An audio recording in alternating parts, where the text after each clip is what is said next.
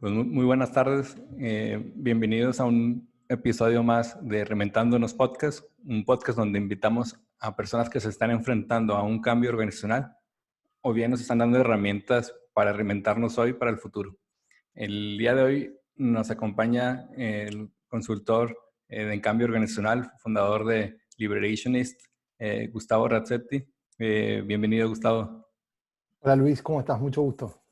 Mucho gusto, Gustavo. Pues muchas gracias por aceptar la invitación y pues esperamos pues que salgan muchos aprendizajes y que también pues la pasemos muy bien.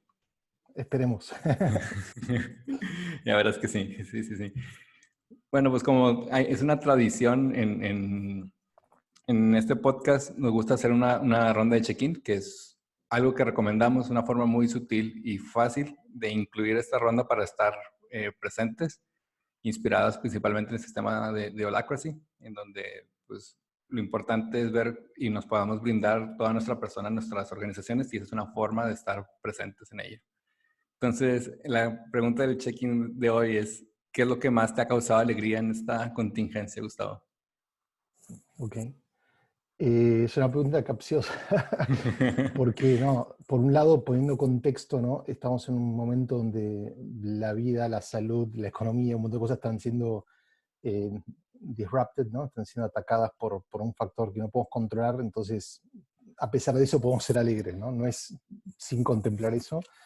Creo que, como estábamos hablando antes de empezar la grabación, esto lo que hace es poner a prueba nuestras teorías, ¿no? O sea, gran parte de mi trabajo es preparar organizaciones para poder liderar en incertidumbre, para adaptarse a lo que no controlan, y justamente este momento de aceleración de cambio ha puesto todo eso en primer plano, ¿no? Entonces, como que ahora todo lo que venimos preparando a los equipos, a los líderes, a las organizaciones para que puedan hacer, es como el momento perfecto, ¿no? Entonces, en ese sentido, es exciting, ¿no? Es un momento así de mucha energía y también para uno mismo, ¿no? Porque creo que no solamente nuestros clientes han tenido que adaptar, sino nosotros hemos tenido que cambiar radicalmente el modelo y la forma de hacer las cosas, ¿no? Entonces eso es lo que de alguna manera es bastante energizante. Sí, como dices, esto de predicar con el ejemplo está genial, ¿no? De predicar lo que tanto hemos venido diciendo, ¿no?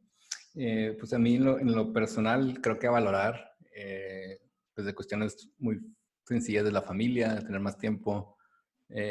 Una hermana que estudia en España vino a unas bodas y se cancelaron y entonces no pudo volver a España.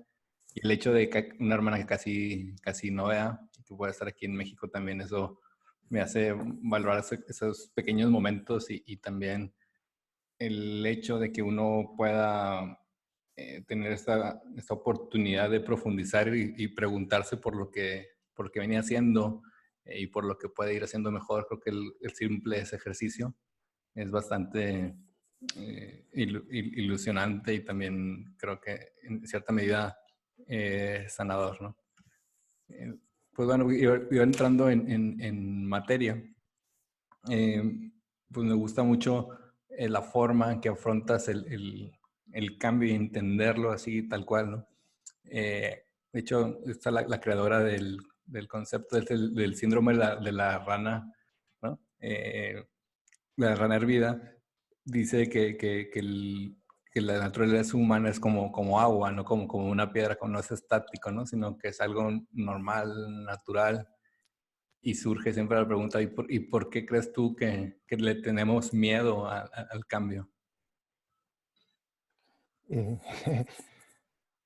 yo creo que hay dos cosas, ¿no? Está el cambio y está la imagen del cambio, ¿no? Entonces, yo creo que lo que nosotros le tenemos miedo es a la imagen del cambio. Eh, el cambio per se es parte de la naturaleza humana, ¿no? O sea, nuestro cuerpo se transforma, nuestros humores se transforman, nuestra personalidad evoluciona, un montón de cosas que están permanentemente cambiando, pero no nos damos cuenta. No digo que cambiar sea fácil, pero creo que hay tanta presión psicológica y externa sobre lo que significa cambiar, sobre la disrupción, como sobre todo en el mundo de los negocios, ¿no? Hablamos de cambio como algo que viene a atacarnos, ¿no? Entonces, es como que hemos mitificado el cambio como algo externo y creo que no ayuda, ¿no? O sea, en la época remota, ¿no? En la época de los cavernícolas, lo que fuera, la gente tenía miedo a lo que era desconocido porque estábamos en un permanente estado de ataque y nadie sabía dónde iban a ir. La naturaleza era hostil. Hoy la naturaleza no es hostil, ¿no? O sea, es como que nosotros tenemos muchas más herramientas para poder repararnos del clima, de la baja de temperatura, de un montón de otras cosas. Pero hemos ido transportando eso. De hecho, a nivel teórico, hay un montón de gente como que sigue proponiendo este concepto del fight or flight response, de como que heredamos el cerebro que todavía está en estado de desarrollo y todo eso. Si bien toda la neurociencia moderna ha desmistificado ese modelo, hay muchos teóricos que siguen trabajando el concepto de que el cerebro todavía está en proceso de adaptación y tendemos a reaccionar y no, nosotros lo podemos manejar. O sea, el cerebro es como un músculo que uno puede ejercitar y la mente, que es como la parte más ilusoria del coso, la programamos, ¿no? O sea, muchas de las cosas, hay una realidad y hay una percepción de la realidad, y el miedo muchas veces está generado por esa percepción de la realidad, ¿no? Influido por nuestras propias incertidumbres, pero sobre todo por un modelo de perfeccionismo que tenemos a nivel sociedad, que es como que el cambio es, yo siempre digo a los clientes, es desorganizado y es caótico y es continuo, ¿no? Pero sobre todo, como decías, lo de la rana, es progresivo, ¿no? El tema del cambio de la temperatura, lo que le hace la rana es que no se va dando cuenta que el agua sube y sube la temperatura hasta que es tarde. Ahora, si la tiras en agua caliente, te das cuenta y salta. Entonces creo que el gran punto es que tenemos que entender que el cambio es algo constante. Nosotros vemos el cambio como si fuera pasar de blanco a negro, ¿no? Como de ser no innovador a ser innovador. Y no es así, ¿no? Y ese creo que es el gran mito, que la angustia de estar, es como la gente que no sabe, ¿cómo se llama? Como no sabe tocar un instrumento, ¿no? O sea, el miedo de, y sobre todo adulto, de aprender a tocar, no sé, el piano, la guitarra, es como que, no sé, pero nadie aprende, nadie que sabe aprende, ¿no? Es como que el mundo hoy hay mundos que son los que aprenden y los que saben dejan de aprender pues se quedan atados al conocimiento, y parte del cambio es justamente entender que uno para poder cambiar, para poder evolucionar tiene que aprender, y eso significa, como dicen los orientales, yo siempre digo esto, al empezar cualquier programa, curso, lo que fuera, uno tiene que vaciar la taza para poder llenarla de nuevo conocimiento, ¿no? Entonces, mucho del temor está en que estamos muy aguerridos, muy aferrados a la teórica normalidad, y si no dejamos eso de lado no vamos a poder absorber nuevas cosas, y esas nuevas cosas que experimentamos, errores que cometemos, nuevas disciplinas que incorporamos son las que nos permiten cambiar para mejor. Sí, a mí me gusta mucho esto, y me gustó empezar por este lado porque si vamos a hablar de cambio organizacional, pues vale la pena, bueno, qué visión tenemos del cambio en sí mismo, ¿no? Y creo que hace coherencia con lo mismo que el nombre de tu consultora, de esto de liberationist, ¿no? O sea, que decías, ¿cómo nos liberamos de ese miedo o de esa visión blanco, negro, esto es lo malo y esto es lo bueno? ¿Cómo crees que hay que liberar a los equipos, o cuál es el principal cuello de botella a veces de los equipos y las organizaciones que justo en el cambio vienen y a veces se friquean o no quieren dar ese paso? Mira, yo creo que, como tú dices, ¿no? El nombre de Liberation es de creer que todo el mundo tiene un potencial, ¿no? Es como lo que pasa ahora con la crisis. La crisis sacó a relucir un montón de cosas malas, ¿no? De la gente, de egoísmo, de miedo, de salir como locos a comprar cosas que no necesitan por las dudas, mientras otra gente las necesita, no las puede comprar. Pero también sacó un montón de cosas, hemos visto un montón de colaboraciones, gente co-creando a través de los balcones música, gente ayudando a otros, vecinos comprando a gente mayor, ¿no? la comida para que no tengan que exponerse a un posible virus. Entonces, creo que lo que las organizaciones tienen que justamente entender es que todos los equipos tienen un montón de cosas buenas, ¿no? O sea, Google tiene una práctica, o sea, que es cuando alguien no está performando bien, en vez de decir a esta persona hay que echarla, lo primero que hacen es rotarla de equipo. Entonces, a veces no está el problema en la persona, sino está en la química, en la confianza, en el tipo de forma de que un equipo opera, y un mismo individuo cambiado de equipo muchas veces mejora su performance. Entonces, esto lo que habla es que la persona tiene un montón de skills. Esto no significa que todos son corregibles, pero muchas veces inmediatamente juzgamos esta persona no es buena en esto y obviamente no funciona. Volviendo al tema del cambio, creo que el primer error que cometen las organizaciones es querer cambiar a la gente. O sea, nadie quiere que uno lo cambie, ¿no? Es como que el tema de motivación 3.0, ¿no? Que es que la motivación es interna, ¿no? O sea, nadie nos puede motivar a hacer algo y que de vuelta hay cosas mucho más profundas que el dinero o una promoción o el castigo, ¿no? Si haces esto te doy un premio, si no lo haces eh, te hago trabajar el fin de semana o te despido o no te vas, no sé, lo que fuera, como algunos jefes usan. Entonces, creo que importante es entender no solamente que la gente tiene potencial, o sea, liberar ese potencial removiendo limitaciones y barreras, pero también es entender qué motiva a la gente, ¿no? Como Daniel Pink dice, what drives us, ¿no? ¿Qué nos mueve? Y a cada persona es distinto, y muchas veces los jefes de las compañías presuponen que a toda la gente lo mueve lo mismo y por eso fracasan. Otra cosa que hay que liberar tiene que ver con las reglas y normas de la compañía, ¿no? Que es como que muchas veces, yo siempre digo, el tipo de normas que tiene una compañía determina el tipo de comportamiento que tiene la gente. Entonces, si las normas son muy prescriptivas, le están diciendo a la gente qué tienen que hacer y qué no tienen que hacer, lo estamos tratando como niños. Entonces la gente va a comportarse como niños. Ahora, si le damos la libertad y le damos confianza, entonces la gente va a trabajar más adultamente, ¿no? Hay un ejemplo muy bueno que es el caso de Netflix. Cambiaron hace unos años su política de viajes, ¿no? y de gastos de representación. Como toda compañía, tenían un pequeño manual que decía, bueno, dependiendo del tipo de cliente, el tipo de proyecto, puedes gastar X, puedes gastar C, vas a tal tipo de hotel, vas a tal tipo de otro, depende de tu cargo, ¿no? Si tienes un cargo más jerárquico, vas a un hotel más alto, de lo que fuera. En un momento decidieron experimentar y movieron a una política que dice, haz lo que sea bueno para, ¿no? En beneficio de la compañía. Y no solamente que la gente respondió muy bien, porque fue como un reconocimiento a, ok, confiamos en ti, te pagamos, confiamos en tu criterio, toma las decisiones que son correctas para la empresa, sino que incluso los gastos de la compañía bajaron, porque la gente empezó a usar el criterio más eficientemente que cuando alguien diseña reglas. Entonces, imagínate en época normal que se puede viajar y tú tienes que cerrar un negocio multimillonario, tienes que viajar de California a, no sé, Japón, y por ahí no tienes tiempo para dormir, bueno, viaja en una clase más alta, hospédate en un mejor hotel, todo para que estés pleno y listo para cerrar el negocio. Ahora, en otra situación, por ahí no hace falta gastar tanto dinero. Entonces, al dejarle que la gente use su criterio, sacan el mejor criterio de la gente, no lo mejor de la gente.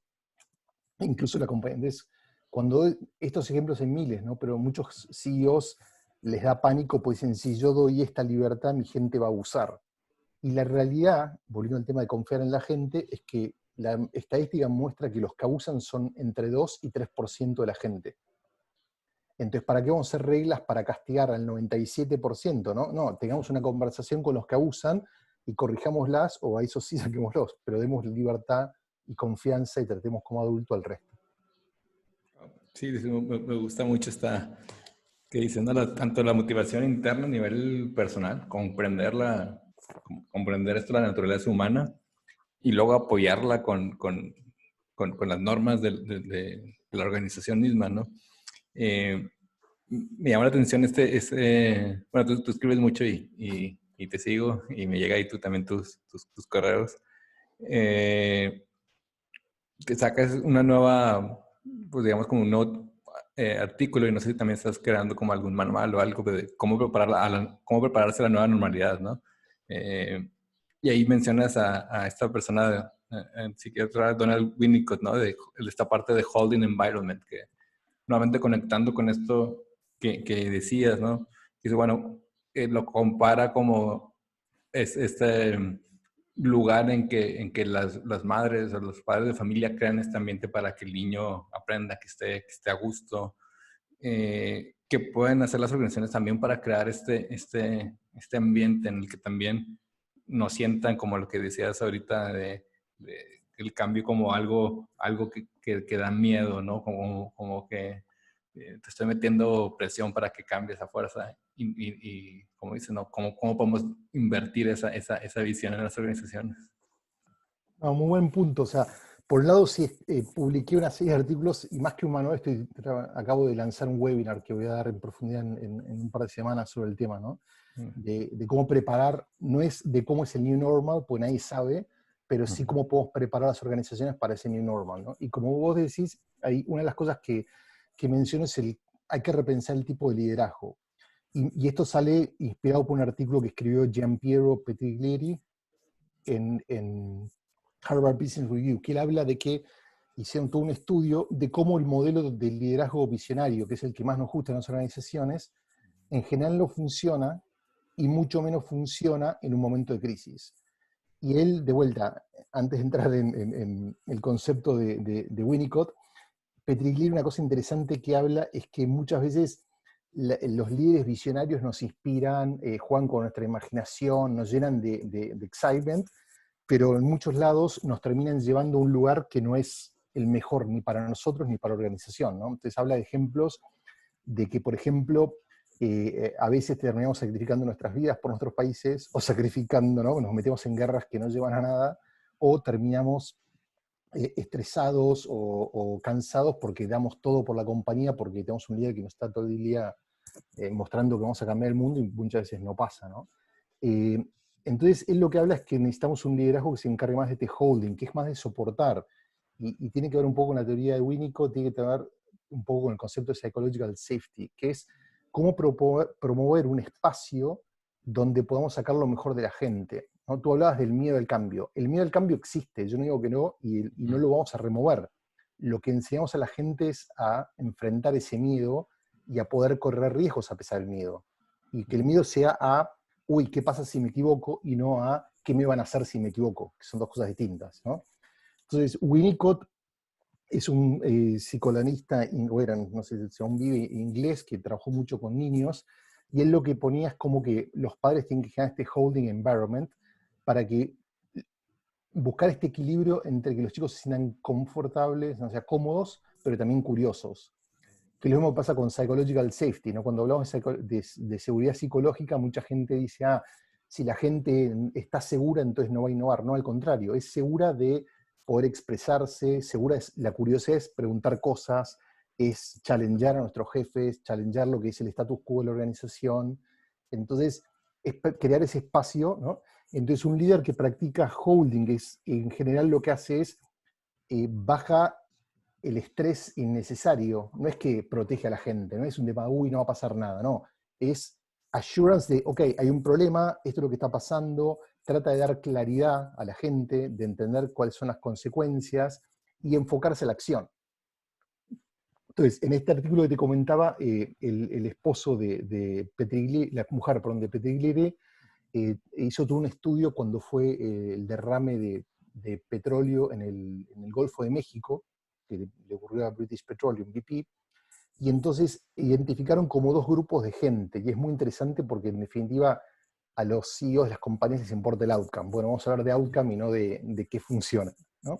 Entonces, había dos tipos de líderes. Había un líder que básicamente era visionario y vamos a estar mejor y nosotros somos VP, vamos a lograr, ¿no? Como típico líder político hablando de la inspiración y tratando de apelar al ego de la gente.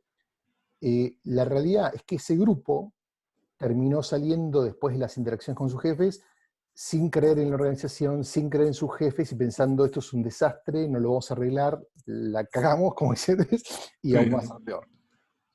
El otro grupo que trabajó con líderes que eran más down to earth, que no eran que negaban el problema. O sea, holding no es que niegan y dicen, no pasa nada. No, al contrario, mira, esto es lo que está pasando, estas son las implicancias, ¿no? Como yo siempre uso el what, so what, now what, ¿no? Es como que, ¿qué pasó? ¿Qué implicancias tiene? ¿Y ahora qué hacemos? Eso es un poco el sinónimo del holding leader, ¿no?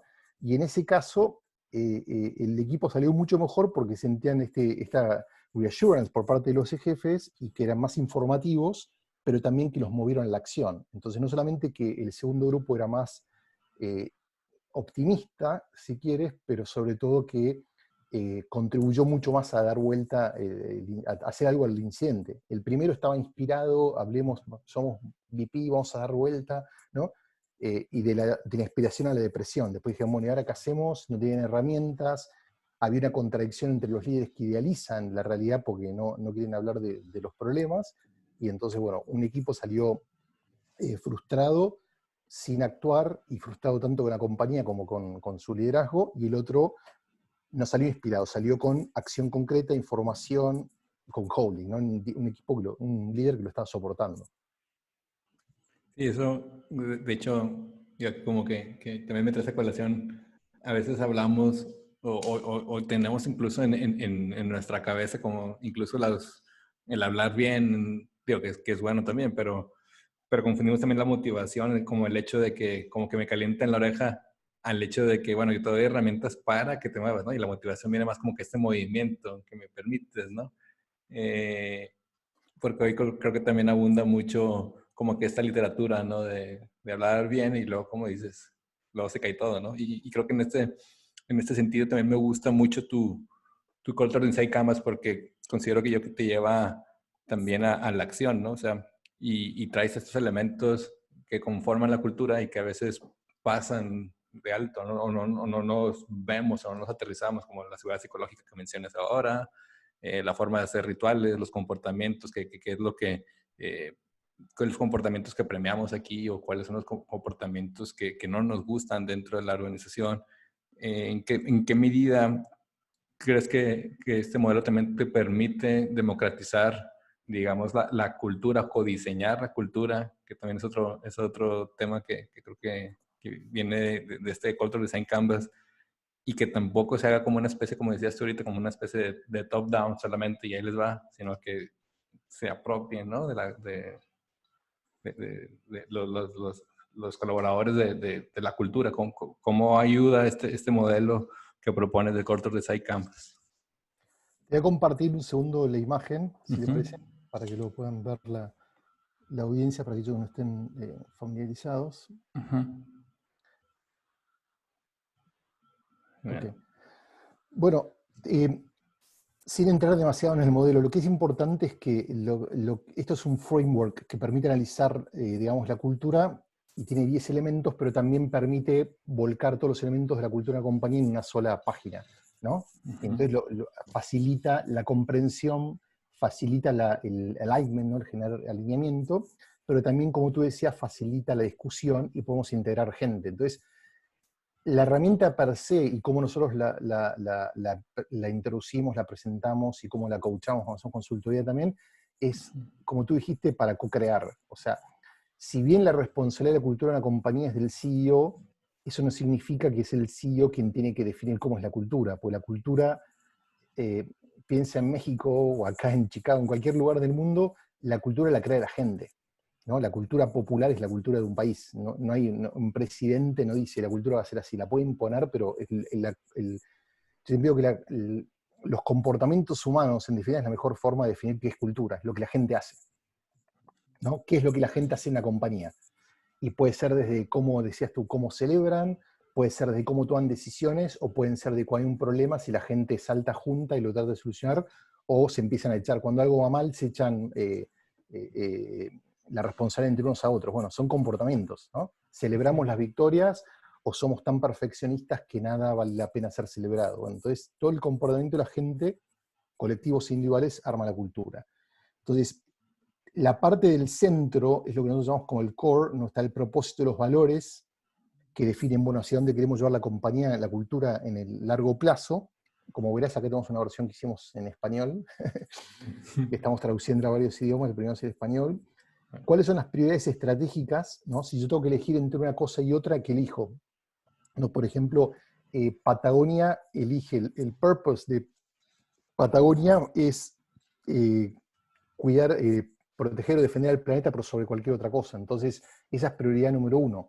Es prioridad sobre ganar dinero. No que Patagonia no quiera ganar dinero, pero cuando tiene que tomar una decisión, por ejemplo, si uno de nosotros va con nuestra empresa y le decimos a Patagonia, queremos que nos fabriques indumentaria de nuestra marca ¿no? con Patagonia, bueno, antes de hablar de cuántas queremos, de qué plata van a ganar, cuánto nos van a cobrar, van a hacer un research, y esto es un fact, de si nuestras empresas tienen un programa de sustainability o de proteger el medio ambiente. Si no, directamente dicen, no hacemos negocio. Entonces, no es una cosa, Esto por eso yo hablo mucho de comportamiento, no es algo que es un nice to have, es lindo, me gusta, sino es simplemente determina a qué le decimos que sí, a qué le decimos que no. En la parte derecha del canvas, como tú mencionaste, los rituales, la seguridad psicológica, trabajan más con la parte emocional, ¿no? La cultura emocional, porque todas las compañías tienen una cultura emocional y tienen una cultura racional que está del otro lado, cómo tomamos decisiones, cómo nos reunimos, cuáles son las normas que hablamos un rato, ¿no? En el caso de la cultura emocional, eh, Sigal Berset, que es una experta en el tema, siempre dice que toda compañía tiene una cultura emocional, aunque sea una de supresión. Esto quiere decir que a veces hay compañías que no quieren que la gente hable de las emociones, pero no es que no las van a tener, están. Y entonces es como que uno está, es como que la está aplastando, aplastando, aplastando, hasta que en un momento explotan y terminan poniéndose en el camino. Entonces cualquier compañía tiene que entender, bueno, cómo generamos participación y honestidad, ¿no? Para que la gente no sea... El silencio muchas veces es un sinónimo de que la gente no quiere compartir lo que realmente piensa o tiene miedo, ¿no? Si yo comparto una idea, se van a reír de mí. Si le digo que no a mi jefe, me van a escuchar, me van a preguntar por qué, o me van a echar, o me van a poner en la lista negra, ¿no? El feedback no es simplemente cómo nos damos feedback una vez al año, sino cómo crear una cultura que en el día a día estemos ayudándonos unos a otros a crecer. Que no sea simplemente el jefe el que da feedback, sino que el jefe reciba feedback, pero también mis colegas y viceversa, como equipo, ¿no? El feedback colectivo es mucho más efectivo que el feedback de uno a uno. Y después tú mencionaste los rituales, ¿no? Que es una cosa que es muy fuerte en antropología. Toda sociedad tiene rituales de iniciación, tiene rituales de celebración, tiene rituales que reafirman quiénes somos, ¿no? Y los rituales no son hábitos, no son lavarse los dientes, los rituales son cosas más conscientes que tienen un principio, un medio y un fin, y tienen una fuerza mucho más emocional, ¿no? Como por ejemplo, en Zappos, el retailer, a los interns después de 3 meses de estar empleados le ofrecen como un bono de $3.000 si se quieren ir de la compañía, ¿no? Y tú dices, ¿para qué le voy a pagar a la gente para que se vaya? Bueno, es un ritual de iniciación y está poniendo a la gente a prueba diciéndole, si eres uno de ellos, vas a preferir quedarte por sobre $3.000, ¿no? Imagínate que un joven de 18 o 20 años, $3.000, dice, bueno, en una economía normal los agarra y se consigue otro trabajo. Entonces, pero por un concepto de reverse psychology, ¿no? Básicamente, si yo digo que no a la plata, significa que elegí que esta cultura es la mejor del mundo. Entonces, el día después de decirle que no a la plata, voy a sentirme todavía mucho más engaged que nadie más, ¿no? Entonces, eso básicamente todo. Y después el resto, sin tomar más tiempo, ¿no? Así seguimos, es la cultura racional, ¿no? Cómo tomamos decisiones, qué tipo de reuniones tenemos, no el calendario de reuniones, sino las prácticas, ¿no? Hay empresas que, por ejemplo, tienen un día a la semana que no hay reuniones, porque es una forma de decir, bueno, necesitamos como empresa foco, tiempo para capacitarnos, para leer, para trabajar, no solamente estar todo el día reunidos, ¿no? Entonces, estas son cosas, como tú decías, que es una estructura de cómo captamos los distintos elementos de la compañía, ¿no? El core que determina qué valoramos en el largo plazo, la cultura emocional y la cultura más funcional o racional.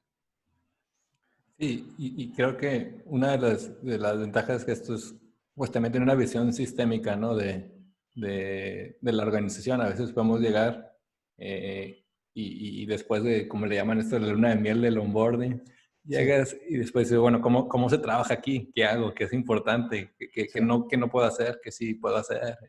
¿Quién manda? ¿Qué está mal visto? ¿No? Entonces, creo que esto le añade mucho valor a las organizaciones, decir, oye, pues como dices, puede haber una cosa que no está como tan explícitamente puesta, sí. Pero luego en el día a día, este impacto de decir, bueno, pues al final mi cultura, como dices, pues lo que lo crea la gente, o dice, bueno, si es una cultura de silencio, es una cultura de miedo, pues esa es tu cultura, ¿no? Y no la que está ahí nada más Tal en el cual. aire, ¿no? Y también, como tú decías, hay otros elementos de cultura que por ahí son menos sexy, pero muchas veces cuando hablamos de cultura la confundimos con el clima, con la mesa de ping-pong, con la comida gratis, ¿no? Y las cervezas, las chelas en el viernes, Sí. pero no es eso, ¿no? Eso es... Claro, claro. Digo, que ayuda, pero no es lo fundamental, ¿no? No es lo que al final Claro. del día, no todo el día uno está tomando cerveza, ¿no? Todo el mundo está jugando ping-pong. Dije, no, aquí Exacto. hay que trabajar, ¿no? Hay que Pero cómo trabajar. se trabaja, ¿no? El cómo es eso, ¿no?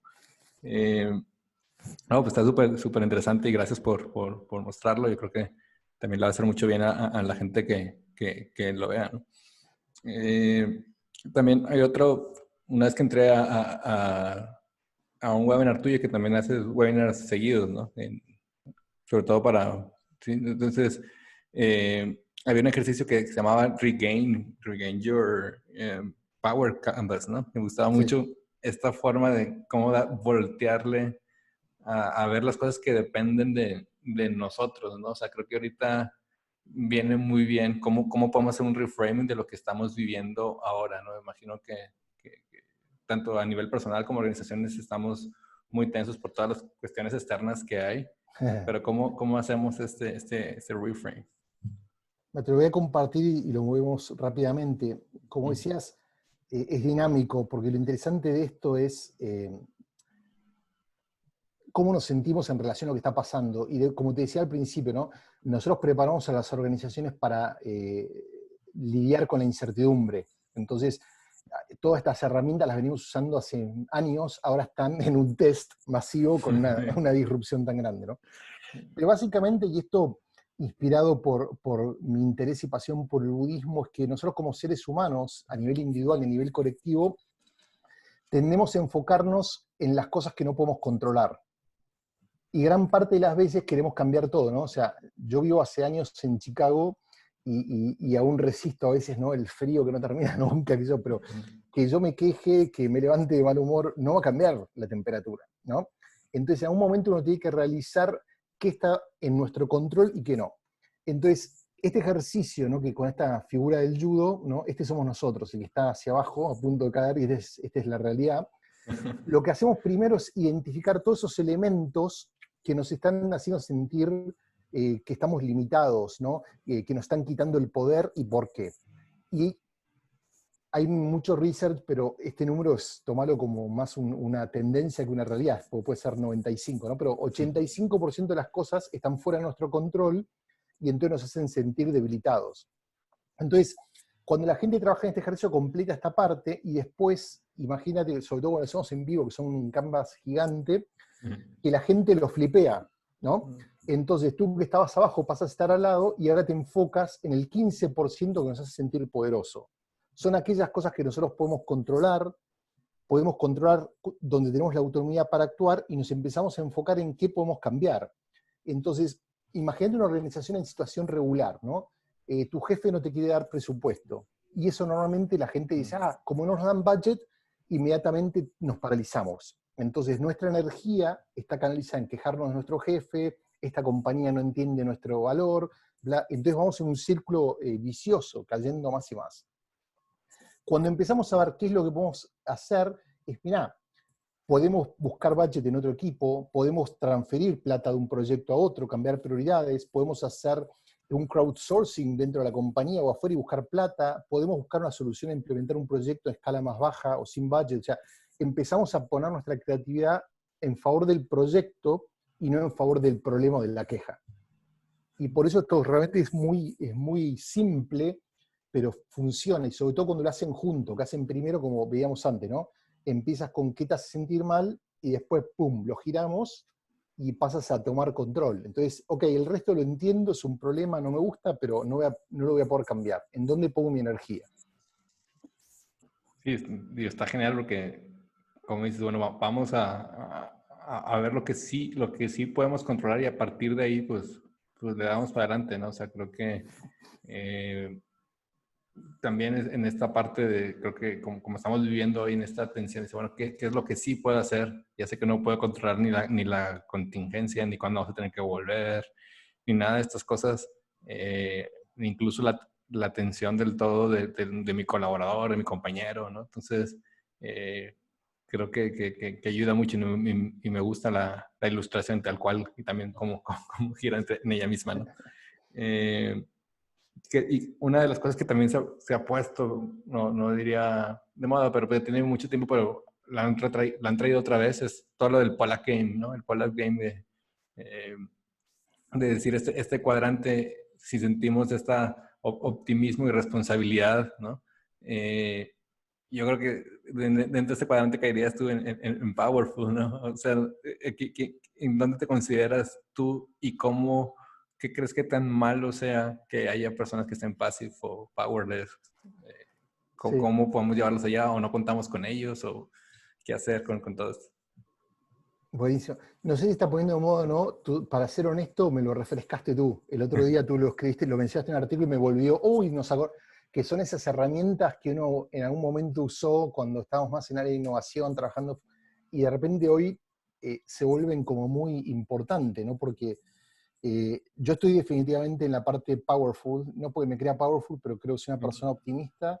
No optimismo de ver todo de color de rosa, sino optimismo en creer que tenemos potencial, que la sociedad está comportándose en muchas maneras muy positivamente, ¿no? Como la carta que Airbnb le dio a los empleados, ¿no? Tuvieron que despedir gente, pero lo hicieron de una manera humana, dándole beneficios, creando un website para recomendar a los empleados para que otra gente los pueda contratar. O sea, es como que hay gente que está haciendo las cosas bien y yo me siento inspirado que esta crisis también va a acelerar eso. Va a sacar un montón de miserias de gente, pero de vuelta, nos podemos quedar atascados mirando eso o podemos construirse la gente que está pensando más inteligentemente.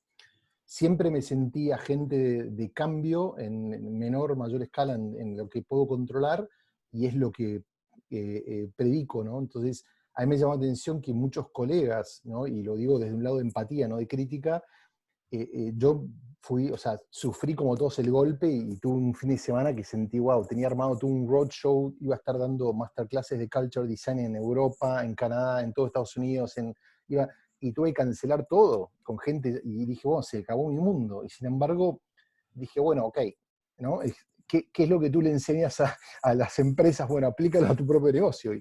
Y tuve que reconvertir todo mi negocio online y fue, de vuelta, mucha incertidumbre, ¿no? O sea, una clase de diseño cultural duró un día, gente con la que yo había hecho muchas cosas virtuales me dijeron, no, un día la gente no va a poder hacer una clase, y yo dije, bueno, vamos a probar, ¿no? Y probamos, y a la gente que había pagado para la clase en persona le dijimos, mira, la clase duró un día, va a ser así, está dispuesto a experimentar, todos estamos aprendiendo, hicimos distintos ejercicios, breaks, dinámica, bla, bla, grupos, y la verdad que la gente no solamente dijo que sí, sino que la pasaron bien, hasta gente que estaba en Europa y se quedaron media hora más, que para ellos eran las 10 de la noche de un viernes, en el curso, y ya hicimos muchas más. Después, pero me acuerdo hace unos meses, cuando fue la primera, fue como, bueno, esto es el principio del fin o el fin del principio. Entonces, y realmente funcionó bien y no sabíamos por qué. Y obviamente ajustamos cosas y tuvimos muchas contingencias, ¿no? Como que como no sabíamos qué hacíamos en un experimento, teníamos 3 contingencias de tecnología, 3 contingencias de esto, un deck en precio, teníamos un montón de cosas pensando que algo va a pasar, pero también le compartimos la contingencia a la gente y le dijimos, miren, si algo se cae, si algo se rompe, estamos aprendiendo. Y eso ayudó mucho porque la gente vino con una energía no de, esto no funcionó, me enojo, sino de, bueno, estamos construyendo una forma nueva de hacer capacitación, entrenamiento y desarrollo profesional juntos, ¿no? Es genial. Y creo que aquí también da pie, bueno, pues, si han mencionado estos cursos, oye, pues quizás pues, si mucha gente de la que escucha pues estará interesado en tomar algún curso contigo, que tienes algo próximamente que nos puedas mostrar. Sí, mira, por un lado, una de las cosas que más hacemos, salvando consultoría, ¿no? Pero para individuos es la clase cultura de diseño organizacional. Como te dije, la hacemos mucho virtual. Aquí tenemos un ejemplo de las herramientas que usamos, Mural y todo, cómo la gente va trabajando los canvases. Tenemos una en inglés que es en junio 19, pero también estamos haciendo un experimento con un grupo de colegas tuyos mexicanos del grupo Agile que nos contactaron y hicimos un webinar y después dijeron, bueno, ¿qué pasa si hosteamos una clase en español? Así que este es el primer experimento, todo el trabajo que hacemos generalmente es en inglés. Y en mayo 29 estamos en una clase en español que todavía tenemos un par de cupos y encima estamos haciendo un precio mucho más bajo de la clase en inglés para que la gente de Latinoamérica pueda acceder. Entonces, si a la gente le interesa, faltan menos de 2 semanas, pero todavía, como dije, hay creo que 3 o 4 lugares libres. Pueden ir a liberationist.org /diseña cultura y ahí van a poder encontrar todo de la clase, de qué se trata, es realmente muy interesante porque en general no solamente van a hacer un montón de ejercicios, o sea, es como que yo hablo en eso muy poco, hay muchos ejercicios, grupos comparten, van a aprender no solamente el Canvas este que está acá, el Culture Design Canvas, pero otras herramientas y muchas cosas que pueden aplicar tanto para su equipo, o sea, esto no es solamente cultura organizacional, sino es cultura también de equipo, ¿no? O sea, cualquiera que le interese lo puede hacer y realmente es muy, muy divertida, salen cosas, o sea, la gente no solamente aprende la herramienta, aprende casos, se lleva la guía de facilitación, pero también sale con experimentos para poner en su propia compañía, o sea, es muy hands-on. Así que ahí pueden ir al link y cualquier cosa también me pueden escribir. Por otro lado, lanzamos un módulo, un programa, perdón, de módulos que es bastante interesante, que le sirve a la gente que ya tomó el Culture Design Canvas para ir más en profundidad, o para gente que no quiere poner a hacer una clase de un día, pero quiere hacer un workshop de 2 horas y media. Entonces, esto es una serie empieza en junio, cada 2 semanas vamos a cubrir uno de los distintos módulos del Canvas, ¿no? Entonces vamos a empezar con propósito, core values, feedback, ¿no? Los que veníamos hablando recién, y en cada módulo de 2 horas y media vamos a estar hablando un poco de teoría, pero sobre todo vamos a hablar mucho de tendencias y qué están haciendo las empresas, y vamos a hacer ejercicios y herramientas. Entonces, la gente va a aprender a cómo desarrollar un propósito de la compañía, cómo crear valores, cómo seleccionar, una vez que tengo 10 valores, cómo los testeo, cómo los implemento, un montón de ejercicios y prácticas para desarrollar una cultura de feedback. O sea, va a ser muy, muy hands-on, y la idea es que en cada curso salgan con un montón de materiales, artículos para leer, herramientas y cosas que puedan aplicar, ¿no? Entonces, de vuelta, pueden hacer el que les interese, porque por ahí a ti te interesa decisiones más efectivas, otra gente está interesada en rituales, pero también hacemos packages que de repente alguien pueda tomar los 8 workshops o 4 a un precio realmente mucho más descontado que uno, y que uno individual. Y ahí está el link. Este lo vamos a dar en inglés por ahora, por ahí más adelante en español, pero bueno, sé que muchos de los cursos que hemos dado en inglés tenemos gente de México, así que se manejan muy bien con el idioma, así que no hay problema.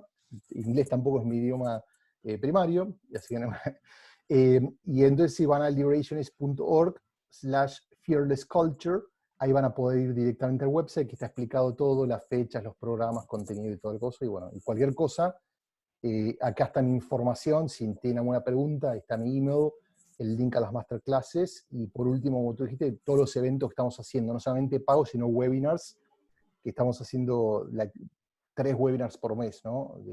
Por nuestra cuenta, pero con muchas gente como tú, que nos llama, asociaciones, y en distintos temas, que para tratar de colaborar, ¿no? Porque creo que estamos todos juntos en esto, entonces a mí me encanta también ayudar a los demás y ser parte de una comunidad como lo haces tú con tu podcast, ¿no? De no solamente trabajar para los clientes, pero también nuestro rol es de, bueno, compartir nuestros insights con la comunidad e inspirar a otros al cambio, ¿no? Así que... Hombre, está genial, no, está genial. Entonces, Y yo que he tomado, una vez que tomé un webinar contigo también, pues fue muy, muy mind-blowing, como dicen, ¿no? O sea, como los que dedicamos más a esto del cambio, muchas veces hablamos de innovación en productos, en servicios, pero pocas veces hablamos de innovación en la cultura, ¿no? Y de eso depende que haya innovación en lo demás, ¿no? O sea, que es el motor realmente, ¿no? Y me gusta mucho cómo lo que haces ayuda a crear esta identidad, esta cultura que es propia de cada uno, ¿no? Te da pie a esas cuestiones que creo que es bastante valioso. Yo por ahí me ponías en un post, creo que la cultura debería estar sí, hoy en día, especialmente en esta contingencia, en el top, ¿no? De prioridades de los directivos, de todo el mundo, ¿no? De la cultura. Eh, pues por último, para cerrar, me gusta hacer mucho esta pregunta de qué visión de futuro tienes, ¿no? ¿Qué es lo que te ilusiona a nivel personal? Y también así como que un slash, y esa es otra característica que tienen nuestros invitados, y también compruebo contigo que son muy, muy easygoing, que son personas muy, muy cercanas, ¿no? Que eso también ayuda mucho a que las personas, pues como dicen, pues, que se acerquen más hacia el cambio, que quieran, normalmente, que quieran reinventarse constantemente, ¿no? Entonces, también me gusta mucho este lado humano tuyo que tienes, lo cual pues, felicidades, y nos gusta mucho que sean así de cercanos, ¿no? Entonces, ¿tú qué futuro te imaginas? ¿Hacia dónde te gustaría ir? ¿Qué es lo que te ilusiona?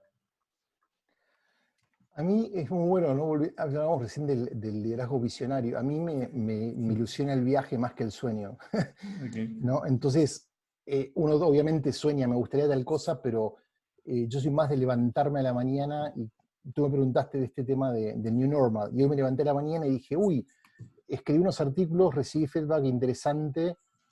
ah, cómo lo puedo llevar a otro nivel? Ah, voy a hacer un webinar, entonces pum, lo lancé, ¿no? Entonces mi cosa es más de, de- de levantarme y ver qué me excita ese momento ir ahí, y me gusta mucho el proceso, ¿no? Como te decía, ¿no? A veces no está mal soñar, no está mal eso de visualizar, ¿no? Porque uno tiene que pensar, bueno, a dónde quiere llegar, pero a veces quedamos captivos de nuestros goals, de nuestros sueños, y nos perdemos disfrutar. La vida es el viaje mismo, ¿no? O sea, porque una vez que uno llega, o sea, eh, eh, después uno dice, ah, estamos esperando llegar, y nos olvidamos que las paradas, el perdernos en el camino, todo eso es lo que nos hace, digamos, que sea interesante la experiencia, ¿no? O sea, por un lado tenemos la ansiedad de que queremos que todo pase rápido, ¿no? Es como que antes viajar de México a Europa podías tardar 3 meses en un barco, hoy son 6, 7 horas, 8 horas en un avión, y queremos que sea todavía más rápido. Y está bien, pero por otro lado, el proceso de movernos, de tener tiempo para reflexionar, de poder tomar distancia, de estar, cuando estás en la mitad del océano, que no estás ni en México, ni estás en Europa, es como que ese es el lugar interesante, porque ahí es donde el cambio ocurre, ¿no? Yo creo que para mí lo que me excita es lo que llamo eliminar, empezar a eliminar las barreras de los egos, ¿no? Una cosa que me está pasando mucho es mucho el trabajo que vengo haciendo en los últimos meses incorpora trabajar con consultores. Entonces mucha gente me dice, bueno, pero tú pones un montón de herramientas, cosas gratis en tu website, artículos, estás entrenando a consultores de que usen tus herramientas, después te van a robar clientes. Y digo, nadie te roba a los clientes porque no son míos. ¿Entiendes? Los clientes no son de nadie, primero. Pero por otro lado me ha pasado, el jueves pasado di un webinar y el que me invitó e hizo la promoción fue una consultora de cambio organizacional internacional. ¿Entiendes? Y yo no los vi ellos ni como... Es como que estamos en este lugar de colaborar y de vuelta, es la unión, dejar de pensar en, somos empresas, como no, tú trabajas en algo parecido. No estamos en competir, estamos en colaborar, y el cliente va a elegir trabajar contigo, conmigo o con los dos cuando tenga ganas. Entonces creo que ese espacio creo que está abriéndose, y ojalá las empresas empiecen a poder, ¿no? O sea, Eduard de Bono, el de 5 o 7 sombreros para pensar, creó un concepto hace 2 décadas que era co-petition, que era el área entre competir y colaborar. Y estamos hablando hace 2 décadas atrás, cuando la palabra innovación y colaboración no eran tan corrientes.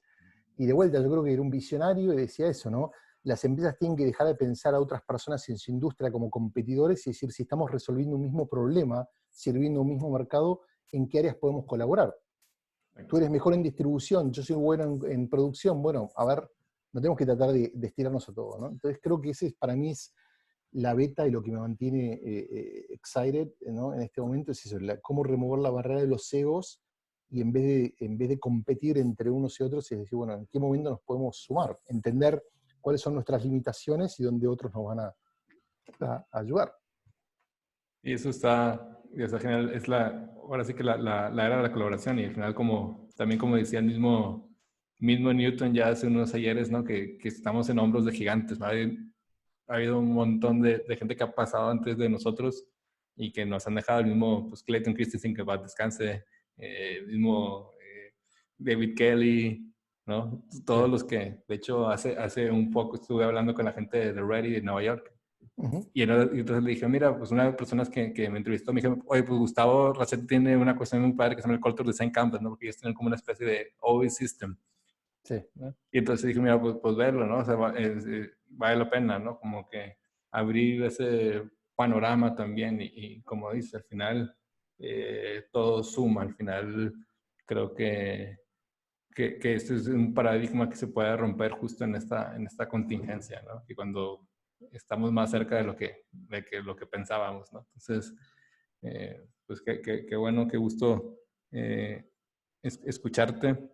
Creo que daría para mucho más, pero ojalá que nos estamos viendo pronto. Dale. y yo te agradezco mucho que hayas aceptado la invitación. No, un placer. Y de vuelta, el miedo es una emoción humana que nos mantiene alerta.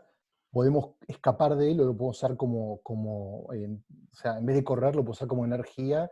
Y creo que esa es la invitación, ¿no? De que tu podcast y esta charla de alguna manera trae a la mesa y espero que la gente la sienta como inspiradora y también tome el challenge, ¿no?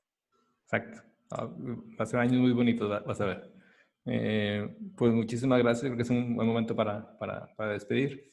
Te agradecemos que hayas escuchado este podcast de Reinventado en los Podcasts, dirigido por un servidor y producido por Polymath, donde invitamos a las organizaciones, acompañamos a un cambio organizacional y las preparamos para el futuro. Pues muchísimas gracias y ahora pues ve a reinventar algo. Muchas gracias. Chao, Luis, gracias.